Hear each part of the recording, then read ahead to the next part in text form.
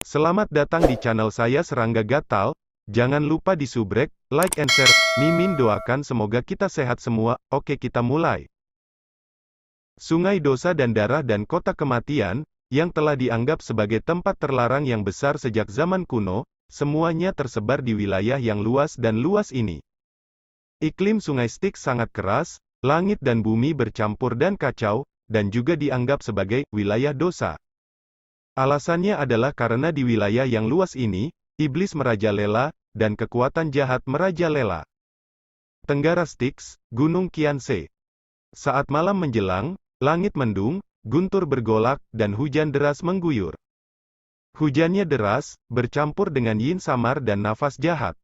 Di lereng bukit Gunung Kianse, ada sebuah kuil, yang telah lama ditinggalkan dan ditumbuhi rumput liar. Pada saat ini, api unggun menyala di aula. Api menghalau kegelapan dan terpantul pada dinding di kedua sisi aula. Terlihat jelas bahwa dinding awalnya dicat dengan potret Buddha. Tapi mungkin karena usia, lukisan-lukisan dinding itu sudah rusak dan pudar. Di tengah aula, patung Buddha tanah liat diabadikan.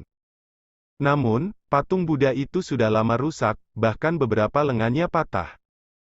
Di samping api unggun, Suyi duduk di kursi rotan dan melihat keluar aula. Hujan deras mengguyur atap, terdengar suara deras-deras, dan angin pegunungan bertiup, membuat jendela aula utama berderit. Yusue berdiri di sisi aula utama, menatap lukisan dinding Buddha yang runtuh dan memudar. Setelah beberapa saat, Yusue menarik kembali pandangannya dan berkata dengan lembut, "Rekan Taois, Buddha pada lukisan ini seharusnya adalah pelindung 18 garan Dharma, yang dikabarkan, kan?" Ketika dia berbicara, dia langsung pergi ke api unggun di sisi Suyi dan duduk di futon sesuka hati. Bagus. Suyi mengangguk, di Sungai Styx, setiap 300 mil, pasti ada kuil Garan, yang mengabadikan patung Buddha Garan Buddha. Dulu, kekuatan Buddha kuil Jialan adalah garis keturunan Tao tingkat atas yang sesungguhnya. Ketika para praktisi Buddha itu memasuki kuil Jialan untuk berlatih, mereka semua membuat sumpah agung. Neraka tidak kosong, dan mereka bersumpah untuk tidak menjadi Buddha. Saya bertekad untuk membasmi iblis dan monster di daerah Sungai Styx, dan membuat dunia menjadi dunia yang lebih cerah. Sayangnya, sejak saya berada di dunia bawah, saya mendengar bahwa kuil Jialan mengalami bencana dan menghilang dari dunia. Omong-omong, Suyi menyesap anggur dan berkata, pada tahun-tahun sejak kuil Jialan, wilayah Sungai Styx secara bertahap menjadi tempat bercokolnya kekuatan jahat, dan telah menjadi dunia dari roh jahat, sampai sekarang, situasinya tidak berubah. Suyi berkata, dikatakan bahwa kuil Jialan awalnya berencana untuk menghancurkan kota kematian, tetapi pada malam festival Lentera, kota itu dihantam oleh semua jenis kekuatan aneh dan menakutkan. Dan itu dihancurkan. Yusue tertegun sejenak, dan berkata, tempat di kota kematian, sejak zaman kuno, adalah salah satu tempat terlarang paling ganas di dunia bawah, dan kuil Jialan mencoba menghancurkan kota orang mati, ini benar-benar. Untuk beberapa saat, dia tidak tahu harus berkata apa. Suyi berkata, lakukan ketika Anda tahu Anda tidak bisa melakukannya. Kesuksesan disebut keberanian, kegagalan disebut bodoh. Yuksue mengangguk. Satu sisi Buddhisme, dengan tanggung jawab memberantas kejahatan dan membantu orang-orang biasa di dunia, memang sesuatu yang tidak bisa dikagumi. Namun, meskipun kekuatan kuil Jialan telah lama dihancurkan, kuil yang mereka bangun di daerah Sungai Styx masih melindungi makhluk hidup dari seluruh dunia. Suyidao, dalam beberapa tahun terakhir, setiap kali larut malam, jika Anda menghadapi bencana dan bahaya yang tidak menyenangkan, Anda hanya perlu bersembunyi di kuil Jialan, dan Anda seringkali dapat mengubah nasib buruk menjadi keberuntungan. Yusue terkejut, kenapa begini? Suyi tersenyum dan berkata, ini adalah efek magis dari kekuatan semua makhluk hidup. Dahulu kala, kuil Jialan dihormati dan dihormati oleh semua makhluk di wilayah Sungai Ming. Bakar dupa siang dan malam untuk berdoa dan menyembah para bodhisattva hidup yang menyelamatkan bencana. Ketika ribuan kepercayaan berkumpul bersama, dan setelah bertahun-tahun mengendap, mereka akan diubah menjadi kekuatan keinginan semua makhluk, dan mereka akan diberkati di kuil Jialan yang tersebar di dunia. Kekuatan harapan semacam ini dari makhluk hidup tampaknya tidak terlihat dan tidak memiliki penghalang. Sulit bagi para beku untuk merasakannya, tetapi dapat digunakan untuk mengejutkan dan menahan roh jahat. Setelah mendengar ini, Yusue tercengang dan tidak bisa menahan nafas. Tidak heran kami berlindung dari hujan malam ini dan tidak bertemu hantu. Di luar kuil, terdapat pegunungan dan punggung bukit yang tandus, dengan suasana yin dan jahat yang kuat. Tempat-tempat seperti itu kemungkinan besar akan menjadi rumah hantu dan hantu. Dan malam ini bahkan lebih istimewa karena tidak ada bulan di langit. Bulan tidak cerah, dan orang-orang gelisah. Di dunia bawah, malam tanpa bulan juga merupakan waktu yang paling berbahaya. Di malam seperti itu, akan ada beberapa hal yang tak terbayangkan dan aneh. Ada hantu berjalan di hutan belantara pada malam hari, lampu api fosfor hijau bertitik di kehampaan yang gelap, dan ada jiwa-jiwa yang berlayar di sungai. Dan di tempat-tempat terlarang seperti gerbang neraka, sungai dosa dan darah, dan lautan kepahitan, akan ada banyak hal aneh yang cukup untuk membunuh para biarawan. Namun hingga saat ini, Yusue belum menyadari adanya aura aneh dan berbahaya. Ini juga membuatnya sadar bahwa apa yang dikatakan Suyi tidak salah. Bersembunyi di kuil yang ditinggalkan kuil Jialan dapat mengubah nasib buruk menjadi keberuntungan. Hanya memikirkan hal ini, Yusue tampaknya menyadarinya, dan melihat keluar aula. Rekan Taois, seseorang ada di sini. Suyi membeku sesaat, sedikit mengernyit, mungkin ada masalah. Yusue berkata sambil berpikir, bagaimana kalau aku pergi dan mengusir pihak lain? Suyi menggelengkan kepalanya sedikit dan berkata, tempat ini ditinggalkan oleh kuil Jialan, dan kita hanya orang yang lewat di sini, tidak ada alasan untuk menolak orang lain masuk. Sementara kami berbicara, kilat yang menyilaukan melintas di langit di luar aula utama. Pada saat ini, saya dapat dengan jelas melihat sosok kurus menyapu tirai hujan hari itu. Ini adalah pria berjubah Konfusianisme dengan pipi tipis. Ketika dia memasuki gerbang kuil Jialan, dia jelas merasa lega. Namun, ketika dia melihat api unggun di kuil dan sosok pria dan wanita, pria berjubah Konghucu itu mau tidak mau mengerutkan kening dan ragu-ragu. Saat dia ragu-ragu, sebuah suara acuh tak acuh terdengar.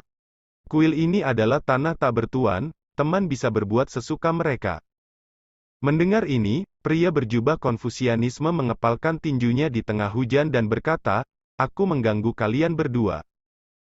Lalu berjalan ke aula utama. Aku akan pergi, dan aku pasti tidak akan melibatkan kalian berdua. Setelah itu, dia datang ke sudut aula utama, duduk bersila, lalu mengeluarkan sebotol pil obat, menelannya, dan bermeditasi. Menarik, di tengah malam, saya benar-benar bertemu dengan seorang kaisar pada tahap awal Rana Xuanzao, dan tergantung pada situasinya, dia terluka parah. Transmisi suara Yusue. Dia melihat sekilas, Taoisme dari pria berjubah Konfusianisme ini. Tingkat kultivasi tidak penting. Yang jarang adalah orang ini juga lurus dan lurus. Dia jelas bermasalah, tetapi dia memiliki pikiran untuk tidak melibatkan orang lain. Itu tidak mudah. Suyi berkata dengan lembut. Dia tidak takut akan masalah, tapi dia tidak pernah suka didekati oleh masalah. Dalam keadaan seperti itu, orang asing yang dapat dianggap tidak menimbulkan masalah bagi orang lain muncul, tetapi meninggalkan banyak niat baik untuk Suyi. Namun, bagi Suyi, meskipun pria berjubah Konfusianisme itu tidak dikenal, ketika dia melihat pihak lain untuk pertama kalinya, dia secara kasar dapat melihat asal-usul pihak lain. Karena itu, dia berinisiatif untuk angkat bicara dan membiarkan pihak lain memasuki aula. Waktu berlalu sedikit demi sedikit. Suyi berbaring malas di kursi rotan, memejamkan mata dan beristirahat. Yusue duduk di samping api unggun dan sesekali menatap profil Suyi. Angin dan hujan di luar istana, malam sunyi, dan suara guntur dan gemuruh terdengar dari waktu ke waktu. Yusue sama sekali tidak peduli tentang ini. Bahkan jika langit runtuh, selama dia berada di sisi orang yang dia sukai, dia akan merasakan kedamaian dan kepuasan yang belum pernah ada sebelumnya di dalam hatinya. Dulu, dia menyukai pembudidaya pedang arogan di sampingnya. Dia tidak pernah menyembunyikan pikirannya. Su Xuanjun tahu, Ye Yu juga tahu. Sayangnya, bunga jatuh itu disengaja, dan air yang mengalir itu kejam. Su Xuanjun pada waktu itu tidak pernah menaruh cintanya di hatinya. Meski begitu, Yusue tidak berhenti sampai di situ. Dia juga tahu bahwa kemungkinan besar dia tidak akan mendapat tanggapan dari Su Xuanjun dalam hidupnya. Tapi semua itu tidak mengubah pikirannya. Ketika kamu menyukai seseorang, itu selalu tidak masuk akal. Ketika dia melihat Su Yi lagi di area terlarang rumah leluhur klan ular hantu, Ye Yu tahu bahwa bahkan setelah puluhan ribu tahun, dia tidak akan pernah melepaskan cintanya di hatinya. Terkadang, Yusue sering berpikir, jika hidup ini ditakdirkan untuk gagal, apa yang harus aku lakukan? Apakah kamu akan sendirian selama sisa hidupmu? Apakah Anda tidak akan bahagia? Dia tidak bisa memikirkan jawaban. Tapi Yuxue dapat yakin bahwa dia tidak pernah menyesali atau mengubah cintanya pada Su Xuanjun. Dalam hal menyukai Su Xuanjun, Yuxue merasa seperti ngengat bagi api, benar-benar ceroboh dan putus asa. Tepat ketika Yuxue berpikir untuk terbang, dia tiba-tiba mengerutkan kening, sepasang mata yang dalam dan cerah melihat keluar aula, dan berkata, "Rekan Taois, seseorang ada di sini lagi." Su Yi, yang tertidur, bersenandung, tetapi tidak ada reaksi lain. Segera, pria berjubah Konfusianisme yang bermeditasi di sudut juga menyadarinya, dan tiba-tiba membuka matanya. Hampir bersamaan, di luar gerbang di kejauhan candi ini, di malam hujan deras, terdengar suara memecah udara. Pria berjubah Konfusianisme tiba-tiba bangkit. "Kalian berdua, apapun yang terjadi nanti, jangan terlibat, aku akan membawa masalah ini ke tempat lain." Pria berjubah Konfusianisme itu tampak serius, dan ketika suaranya bergema, dia sudah berjalan menuju istana.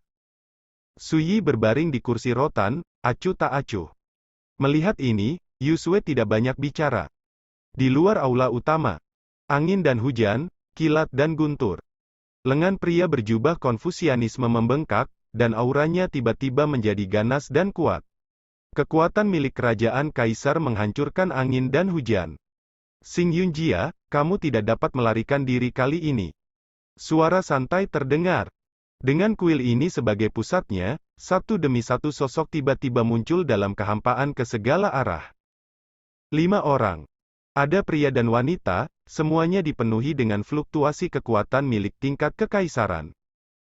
Beberapa udara ungu mengalir ke langit, menginjak awan darah. Beberapa memegang tombak perang, dikelilingi guntur perak. Beberapa memiliki busur besar, dan matanya berwarna emas. Beberapa dari mereka memegang botol harta karun di tangan mereka, dan sosok mereka menjulang di kabut hitam. Di kehampaan di luar gerbang kuil, ada sosok yang lebih menakutkan. Kekuatan mengerikan secara langsung menghancurkan awan hujan di langit. Hujan deras yang mengguyur dunia ini tiba-tiba berakhir. Hanya niat membunuh, bercampur dalam kabut air mendidih, yang terus menyebar dan berfermentasi dalam kehampaan. Wajah pria berjubah Konfusianisme itu berubah, dan dia menarik napas dalam-dalam dan berkata, "Kalau begitu coba." Dentang. Suara itu masih bergema, dan pria berjubah Konfusianisme tiba-tiba mengeluarkan pedang tajam dan sempit. Sosok itu berubah menjadi sambaran petir, dan bergegas lurus ke depan. Binatang buas yang terperangkap masih bertarung, dan keberaniannya patut dipuji, tapi sayangnya, kamu Xing Yunjia ditakdirkan untuk kembali ke langit. Pemuda berambut perak berjubah ungu itu terkekeh dan melambaikan pedang hijau dan hijau pendek di tangannya. Dentang. Tabrakan yang memekakkan telinga bergema. Sosok depan pria berjubah Konfusianisme segera dihalangi. Pada saat yang sama, keempat kaisar dari arah lain telah menyerang dengan berani, mengepung para pria berjubah Konfusianisme. "Jangan sampai tanganmu mati, orang ini harus ditangkap hidup-hidup untuk tujuan lain." Pemuda berambut perak berjubah ungu berkata dengan keras. "Ya." Kaisar lain mematuhinya. Wajah pria berjubah Konfusianisme menjadi sangat suram. Dia tidak mengatakan sepatah kata pun, seolah putus asa, dia bergegas maju lagi. Di istana, Su Yi, yang sedang bersantai di kursi rotan, diam-diam membuka matanya. Yuxue menyerahkan sepanci anggur yang sudah dihangatkan, dan berkata, "Rekan Taois, ada 2 pembudidaya iblis, 2 pembudidaya hantu, dan pembudidaya iblis, semuanya memiliki aura yang menyeramkan. Yang terkuat adalah pembudidaya iblis yang dipimpin olehnya, yang memiliki kultivasi di tahap tengah Rana Xuanzao, dan 4 lainnya memiliki ranah kultivasi di tahap awal Rana Xuanzao. Suyi mengambil kendi, menyesapnya, dan berkata, ketika perang pecah, tempat ini akan dihancurkan. Sebelum dia selesai berbicara, Yu Sue mengerti apa yang dia ketahui, dan segera berdiri dan berkata, aku akan membiarkan mereka pergi berperang di tempat lain, agar tidak mengganggu istirahat kita. Suyi menggosok alisnya dan berkata, orang yang barusan adalah kaisar dari klan Xing di Suluosi. Saya mengerti. Yu Sue tersenyum dan mengangguk. Alis gadis itu jelas dan wajahnya luar biasa. Saat dia tersenyum, dia sangat cerah dan bergerak. Sebagai Lord Yuxue, seperti dewa di hati klan ular hantu selama beberapa generasi, dia berada di Suyi. Di depannya, dia tampak sangat lembut, berperilaku baik, dan pengertian. Dia tidak perlu Suyi untuk mengatakan apapun, dia sudah mengetahuinya di dalam hatinya. Jika nenek moyang suku ular hantu melihat ini, saya tidak tahu harus berpikir apa. Suyi berkata, ini yang kamu minta untuk dirimu sendiri, bukan aku yang meminta bantuanmu. Yusue mengerucutkan bibirnya dan tersenyum, oke. Lalu, dia berbalik dan berjalan keluar aula. Saat dia menghadap keluar aula, senyum di wajah gadis itu menghilang, wajah giok itu tenang dan acuh tak acuh, dan sepasang mata cerah bersinar dengan kilau dingin dan menakutkan. Tunjukkan tanganmu seperti dewa. Boom! Di atas gerbang kuil, perang telah pecah. 5 kaisar bergabung untuk mengepung pria berjubah Konfusianisme. Pertempuran ini tidak sengit, tetapi bagi pria berjubah Konfusianisme, itu dapat digambarkan sebagai tragis. 5 kaisar memiliki rencana untuk menangkap mereka hidup-hidup. Meskipun mereka berada di atas angin, mereka tidak menyerang mereka dengan kejam. Mereka hanya mengepung para pria berjubah Konfusianisme dan terus menekan mereka. Bahkan jika pria berjubah Konfusianisme berjuang mati-matian, dia tidak bisa menembus pengepungan, tetapi semakin banyak luka muncul di tubuhnya. Hanya dalam beberapa tarikan napas, pria berjubah Konfusianisme itu berlumuran darah dan memar. Xing Yunjia, apakah kamu begitu putus asa? Jika kamu terus seperti ini, fondasi jalanmu akan rusak parah. Selama pertempuran, pemuda berambut perak berjubah ungu menghela nafas pelan. Pria berjubah Konfusianisme tidak berkata apa-apa. Hal ini membuat pemuda berambut perak berjubah ungu mengerutkan kening. Aku benar-benar tidak ingin menabrak tembok selatan dan tidak melihat ke belakang. Kamu harus tahu bahwa pada saat ini, tidak ada seorang pun di langit bisa menyelamatkanmu. Aku menyarankanmu untuk menyerah berjuang demi kebaikan. Pada saat ini, sebuah suara sedingin es terdengar, apakah Anda sudah cukup kesulitan? Ketika suara itu terdengar, kata-katanya seperti guntur, dan itu mengguncang hati 5 kaisar, membuat mereka gemetar. Pada saat ini, pemuda berambut ungu dan berjubah perak dan yang lainnya semuanya berubah. Sungguh kekuatan yang menakutkan. Hampir karena naluri bahaya, kelima kaisar menghindar ke satu sisi tanpa ragu-ragu. Boom! Adegan ini mengejutkan pemuda berambut perak berjubah ungu dan yang lainnya untuk berubah warna lagi. Di kejauhan, sosok anggun dan ramping berdiri di samping pria berjubah Konfusianisme. Dia memiliki sanggul tinggi, pinggang ramping dan leher yang indah, dan wajahnya seperti gadis berusia 16 atau 17 tahun.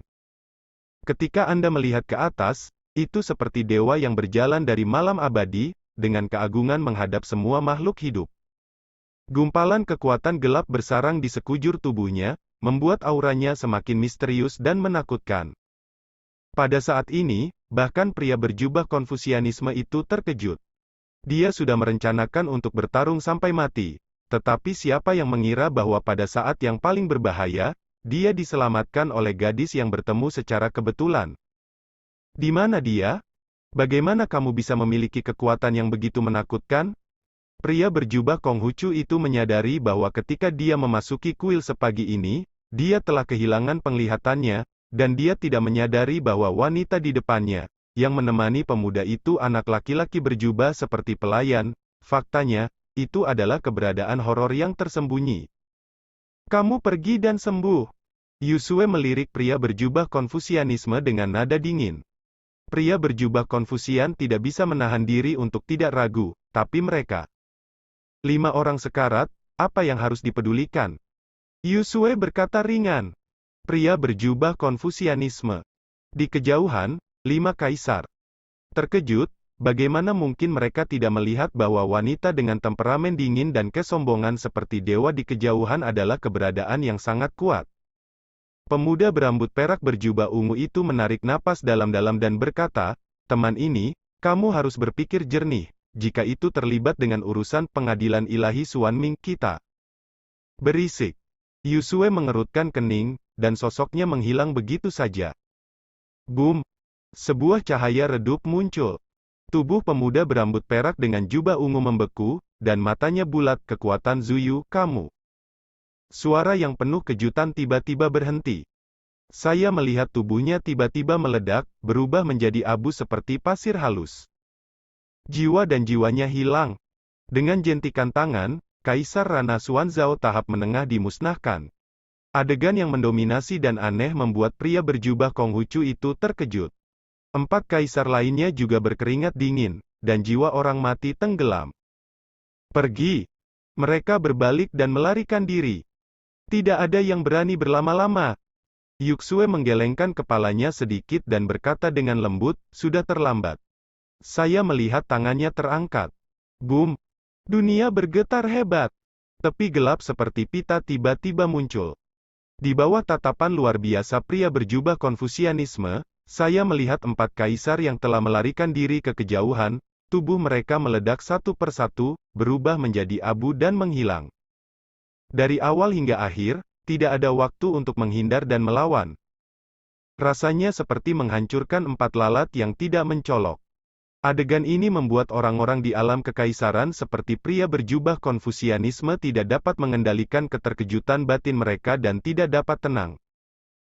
Yuxue melihat ke langit, awan hujan berangsur-angsur berkumpul, dan akan turun hujan lagi. Gadis itu mengalihkan pandangannya dan berkata kepada pria berjubah Konfusianisme, putraku harus menanyakan sesuatu padamu, ikutlah denganku. Berbicara, Yusue telah melangkah ke dalam kehampaan dan memasuki aula. Pria berjubah Konfusianisme gelisah dan sadar dari keterkejutannya. Dia mengambil napas dalam-dalam, menstabilkan emosi yang bergejolak di hatinya, dan mengikuti ke aula. Boom! Tidak lama kemudian, guntur dan kilat, dan hujan lebat turun lagi. Di dalam aula kuil. Ketika pria berjubah Konfusianisme masuk, dia melihat pria muda berjubah itu terbaring malas di sana, seolah dia tidak peduli dengan apa yang terjadi di luar aula barusan. Dan wanita yang seperti dewa sebelumnya seperti pelayan yang lembut dan patuh, duduk di sisi api unggun. Adegan ini membuat pria berjubah Konghucu itu linglung. Ini yang dilihatnya saat pertama kali tiba malam ini. Tapi saat ini, pria berjubah Konfusianisme tidak lagi berani memperlakukan pemuda berjubah dan gadis berok polos sebagai orang biasa. Di bawah Xing Yunjia, terima kasih telah menyelamatkan hidup kalian berdua. Pria berjubah Konfusianisme melangkah maju dan membungkuk. Dia terluka parah dan berlumuran darah, tetapi ekspresinya penuh rasa terima kasih dan rasa hormat. Suyi berkata, kamu sembuh dulu, aku punya sesuatu untuk ditanyakan nanti. Pria berjubah Konfusianisme mengangguk, oke. Dia melipat tubuhnya ke sudut aula dan duduk bersila. Suyi berkata kepada Yusue, apakah kamu tahu mengapa aku tidak ingin membawamu ke Youdu? Tanpa menunggu jawaban, Suyi menghela nafas kecewa. Karena kamu, aku tidak punya banyak kesempatan untuk membunuh musuh dan mempertajam ilmu pedangku. Muka yang makan nasi lembek juga membosankan. Yusue terkejut. Segera, dia mengerutkan bibirnya, menyipitkan mata bintangnya yang indah, dan akhirnya tidak bisa menahan tawa. Sekian dulu update-annya, tunggu lanjutannya di channel saya Serangga Gatal, di subscribe ya guys. Terima kasih.